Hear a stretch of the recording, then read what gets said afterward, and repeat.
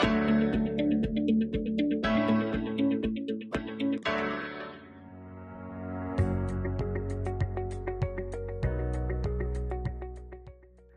students, welcome to the session of Social Science. We are studying globalization and the Indian economy, and today we will be discussing foreign trade and the integrations of market.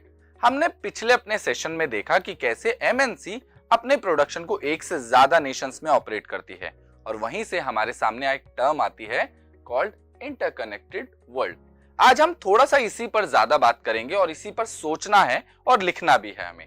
In today's interconnected world the production of goods is no longer confined. हमने अपने पिछले session में भी देखा कि कैसे अब production एक नेशन से ज्यादा नेशंस में किया जाता है और किस तरीके से मार्केट को बढ़ाया जा रहा है. और वहीं से हमारे सामने एक प्रॉब्लम भी आई in the global operation driven by strategic partnership and foreign trade.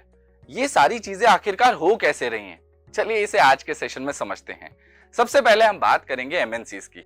MNCs अपने प्रोडक्शन की जो लोकेशन होती है उसको किस तरीके से सोचती हैं उसके बारे में थोड़ा सा देख लेते हैं. यहाँ बहुत सारे फैक्टर्स होते हैं जो इसके प्रोडक्शन लोकेशन को इन्फ्लुएंस करते हैं. ये कौन कौन से फैक्टर हैं? सबसे पहला फैक्टर आता है प्रॉक्सिमिटी ऑफ मार्केट, यानी मार्केट कहाँ पर है. क्या वो प्रोडक्शन प्रोसेस से ज्यादा दूर है या पास है? अगर ऐसे में प्रोडक्शन लोकेशन मार्केट के पास होगी तो बहुत सारे फायदे होंगे, जैसे ट्रांसपोर्टेशन कॉस्ट काफी कम आएगी और साथ के साथ जो प्रोडक्ट हैं उनकी अवेलेबिलिटी इंश्योर की जा सकेगी. इसके बाद आती है सेकंड बात, लेबर की. तो आपको पता है हमें स्किल्ड और अनस्किल्ड दोनों तरह की लेबर चाहिए होती है, पर इंपॉर्टेंट ये है कि ये लेबर हमें लो कॉस्ट पे चाहिए. तो ऐसी कौन सी लोकेशन है जहां पर हमें स्किल्ड और अनस्किल्ड लेबर लो कॉस्ट पे अवेलेबल हो सकती है? इसके अलावा बाकी रिसोर्सेज. जब हम सारे रिसोर्सेज एश्योर कर लेते हैं कि हमारे प्रोडक्शन के सारे रिसोर्सेज हमें मिल गए हैं, तब बात आती है गवर्नमेंट पॉलिसीज की. तब हमें यह भी इंश्योर करना होता है कि जो फेवरेबल कंडीशंस हैं गवर्नमेंट की, क्या वो यहाँ पर हैं या नहीं है. जहां पर भी हमें फेवरेबल गवर्नमेंट कंडीशंस मिल जाती हैं, ये MNCs वहीं पर पहुंच जाती हैं. तो अब इसके बाद क्या? इसके बाद बारी आती है इन्वेस्टमेंट की. तो यहाँ पर इन्वेस्ट किया जाता है पैसा एसेट्स में, जिसे हम इन्वेस्टमेंट कहते हैं, जैसे कि लैंड, बिल्डिंग एंड मशीनरी.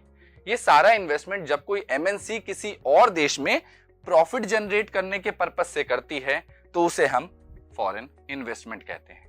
तो यहां तक आपको आई होप समझ में आ गया होगा कि प्रोडक्शन की लोकेशन और प्रोडक्शन के ऊपर किया जाने वाला इन्वेस्टमेंट किस तरीके से होता है. तो क्या MNC जीरो से स्टार्ट करती हैं या कोई और तरीका है? यहाँ हम देखेंगे कि किस तरीके से MNC अपने प्रोडक्शन प्रोसेस को कैरी आउट करती है.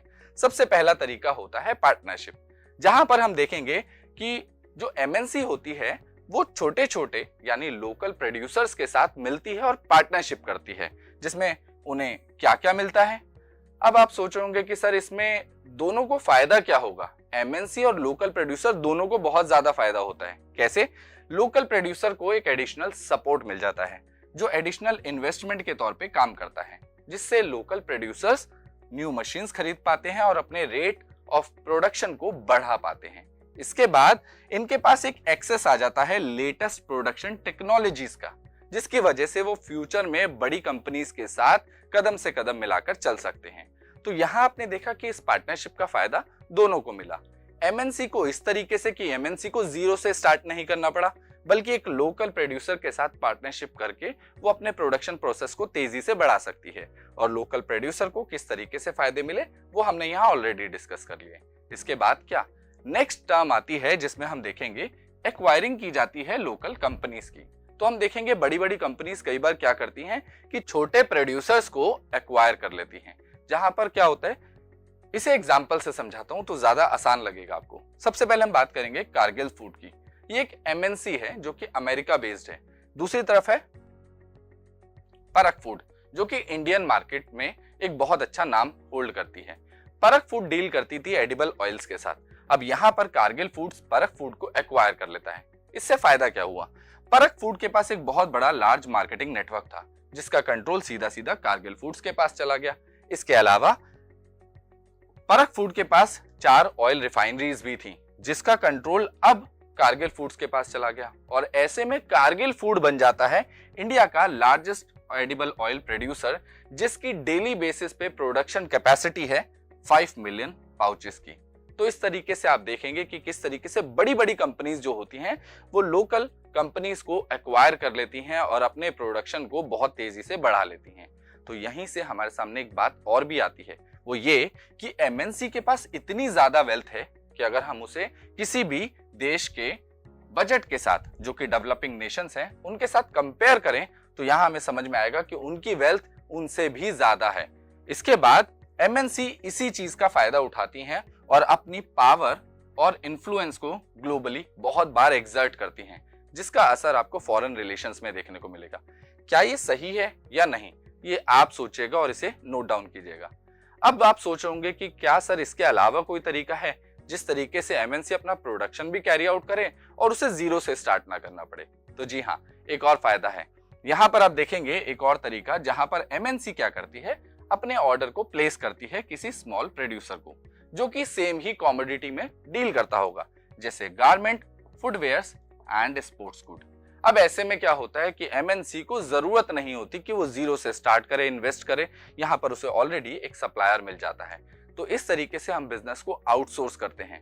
जैसे कि मान लीजिए मैं एक शू बनाता हूँ और मेरा शू किसी एमएनसी को पसंद आ जाता है, तो वो क्या करेंगे, अपने शूज की क्वालिटी मुझे दिखाएंगे और मुझे कहेंगे कि आप ऐसा शू बना सकते हैं, और अगर मैं बना सकता हूँ तो उनका पूरा ऑर्डर मुझे मिल जाएगा। अब इससे क्या फायदा होगा, इससे एमएनसी को फायदा बहुत ज्यादा होगा। वो ये कि जितनी भी सप्लाई होगी वो उनके ब्रांड के नाम से होगी, जबकि बना रहा होगा एक लोकल प्रोड्यूसर। इसके बाद आप देखेंगे एमएनसी का पूरी तरीके से कंट्रोल होगा प्राइसिंग पर, क्वालिटी पर, डिलीवरी शेड्यूल्स पर, यहाँ तक कि लेबर कंडीशन जो वो स्मॉल प्रोड्यूसर्स के पास होगी, इन सब चीजों पे कंट्रोल एमएनसी का आ जाता है। तो यहाँ हमने देखा कि कैसे एमएनसी अपने प्रोडक्शन को कैरी आउट करती है, जिसमें सबसे पहले हमने पार्टनरिंग का देखा, उसके बाद हमने देखा सोर्सिंग सप्लाईज के बारे में, और तीसरा हमने देखा कि वो किस तरीके से compete करती है और धीरे धीरे करके लोकल कंपनीज को एक्वायर कर लेती है। तो यहीं पर हमें एक चीज और समझ में आती है कि जो प्रोडक्शन है वो डाइवर्स लोकेशन पर होता है और धीरे धीरे इंटीग्रेट होता चला जाता है। तो चलिए, यहां तक तो हमें कहानी समझ में आ गई है। चलिए बात करते हैं फॉरेन ट्रेड और मार्केट इंटीग्रेशंस की। फॉरेन ट्रेड कोई नई टर्म नहीं है। अगर हम इतिहास में पीछे जाएं तो बहुत सारी सिविलाइजेशंस हमें आपस में कनेक्टेड नजर आती हैं। अगर हम इंडिया की बात करें तो इंडिया सी रूट और लैंड रूट दोनों से ही दुनिया से काफी अच्छे से कनेक्टेड था। इंडिया ईस्ट और वेस्ट दोनों की ही मार्केट में काफी ज्यादा स्टैब्लिश था, और कहीं ना कहीं यही कारण देखा जाता है ईस्ट इंडिया कंपनी का इंडिया की तरफ इंटरेस्ट की।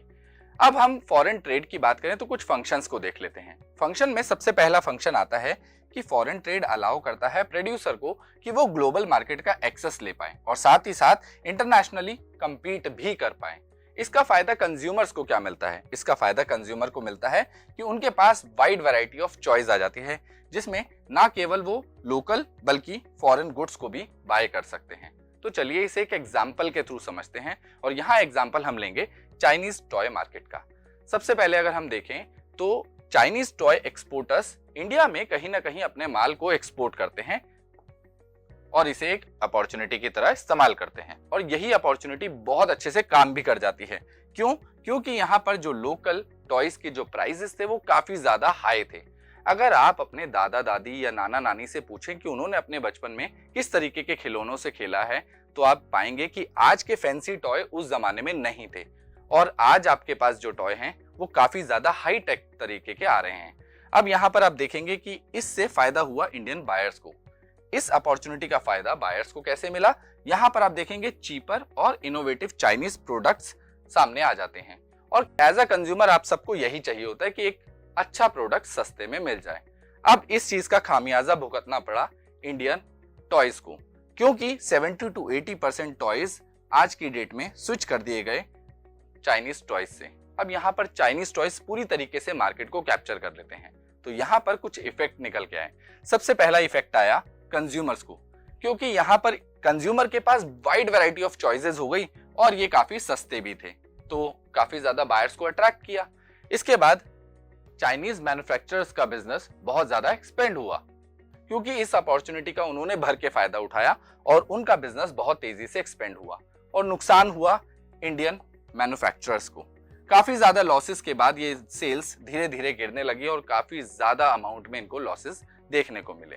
तो यहाँ हमने देखा कि किस तरीके से फॉरेन ट्रेड पॉजिटिव और नेगेटिव दोनों ही रोल प्ले करता है। अब हम बात करेंगे यहाँ पर इसके कुछ जनरल इफेक्ट्स के बारे में। सबसे पहला इफेक्ट आता है, गुड्स एक मार्केट से दूसरी मार्केट में ट्रेवल होते हैं, जिसकी वजह से इनकी अवेलेबिलिटी तो बढ़ती है, साथ ही साथ वाइड रेंज ऑफ वैरायटी भी देखने को मिलती है। इसके बाद प्राइजेस सिमिलर गुड के अलग अलग मार्केट्स में आप देखेंगे कहीं ना कहीं इक्वल हो रहे हैं। कैसे? आप जब भी कभी शॉपिंग पे जाते हैं तो बहुत बार आप प्राइजेस को कंपेयर करते हैं, चाहे वो आप ऑनलाइन चेक करें या किसी से फोन करके पूछ लें, तो आप देखेंगे अलग अलग मार्केट में आज की डेट में जो प्राइस हैं वो कहीं ना कहीं इक्वल नजर आने लगेंगे। इसके बाद producers in the different countries जो अलग अलग बैठे हैं पर वो आज की डेट में ग्लोबली compete कर पा रहे हैं। इसके बाद फॉरेन ट्रेड ने कहीं ना कहीं पूरी दुनिया को एक बहुत बड़ी मार्केट बना दिया है, या हम यूं कहें कि एक बहुत बड़ा बाजार है जहां आपस में मार्केट्स कनेक्ट हो रही हैं, आपस में इकोनॉमीज कनेक्ट हो रही हैं और हम सब बन गए हैं ग्लोबल बायर एंड सेलर। तो आइए आज के टास्क की तरफ चलते हैं। टास्क बहुत सिंपल है। What was the main channel connecting countries in the past? ऐसा कौन सा चैनल था और आज के चैनल से वो किस तरीके से डिफरेंट है, ये आपको एक्सप्लेन करना है। दूसरा क्वेश्चन है, distinguish between foreign trade and foreign investment, इन दोनों में किस तरीके के डिफरेंसेस आप नोट करते हैं, इस बेसिस पे नोट कीजिएगा। अब मैं मिलता हूं आपसे किसी और ऐसे ही इंफॉर्मेटिव सेशन में। Till then keep learning and keep smiling.